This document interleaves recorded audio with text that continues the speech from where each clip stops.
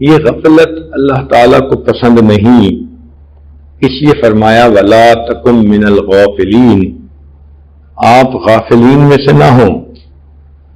غافل کہتے ہیں بھول جانا یا کسی کو اگنور کر دینا۔ آج دیکھو یہی غفلت دوسرے کے ساتھ رنجش کا سبب بنتی ہے۔ لوگ کہتے ہیں کہ جی فلاں بندہ تو ہمیں اگنور کرتا ہے۔ بیوی کو میاں سے یہی شکوہ ہوتا ہے کہ جی سارے جہان کی ان کو پرواہ ہے، ہماری تو پرواہ ہی نہیں۔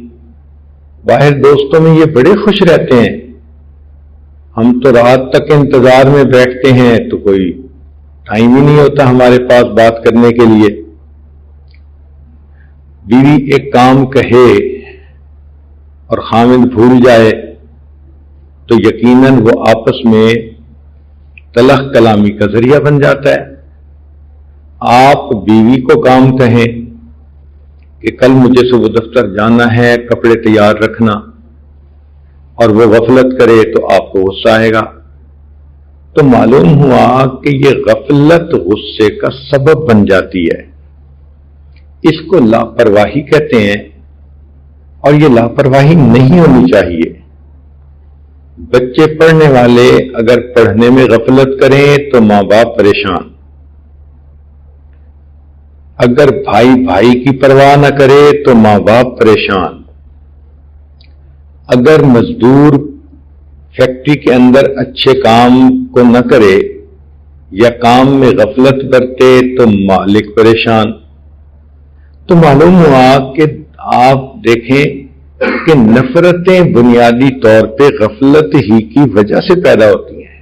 جس طرح غفلت کی وجہ سے لوگوں کے دلوں میں ایک دوسرے سے خلاف نفرت آ جاتی ہے، اللہ تعالیٰ کو بھی غفلت پسند نہیں، اس لیے فرمایا وَلَا تُطِعْ مَنْ أَغْفَلْنَا قَلْبَهُ عَنْ ذِكْرِنَا، اس کی بات نہ مانو جس کے دل کو ہم نے اپنی یاد سے غافل کر دیا۔ تو غافل بندہ اللہ کو بھی ناپسند، تو کوشش کریں کہ ہر وقت دل میں اللہ کی یاد رہے۔ دست بکار دل بیار، ہاتھ کام کاج میں مشغول اور دل اللہ تعالیٰ کی یاد میں مشغول۔ گو میں رہا رہی نے ستم ہائے روزگار، لیکن تیرے خیال سے غافل نہیں رہا۔ اللہ تعالیٰ چاہتے ہیں میرے بندے تم جتنا بھی دنیا کے کام میں رہو مگر تمہارے دل میں تو میری یاد ہو۔ یہی تو فرق ہے، ایک ہے مخلوق کی نفسانی شیطانی شہوانی محبت، اس میں انسان یہ چاہتا ہے کہ محبوب کا دل جہاں مرضی ہو اس کا جسم میرے پاس ہو، چونکہ نفسانی محبتوں میں جسم کی ضرورت ہوتی ہے۔ تو محب چاہتا ہے کہ جسم میرے پاس ہو، دل اس کا جہاں مرضی ہو، مگر اللہ رب العزت کی محبت کا معاملہ عجیب ہے۔ اللہ تعالیٰ چاہتے ہیں میرے بندے تیرا دل میرے پاس ہونا چاہیے، مجھے اس کی پرواہ نہیں تیرا جسم جہاں بھی ہو۔ تو ہم گھر میں ہیں، مسجد میں ہیں، نماز میں ہیں یا گھر والوں کے ساتھ بیٹھے ہیں، جس حال میں بھی ہیں، اگر دل اللہ تعالیٰ کی طرف متوجہ ہے تو اللہ تعالیٰ ہم سے خوش ہیں، اللہ تعالیٰ ہم سے راضی ہیں۔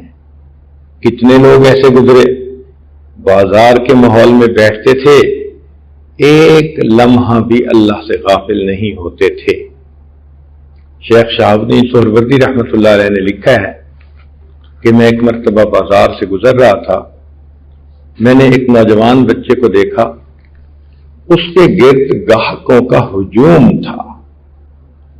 میں نے اس کے دل کی طرف دیکھا تو اس کا دل ایک لمحہ بھی اللہ سے غافل نہیں ہو رہا تھا۔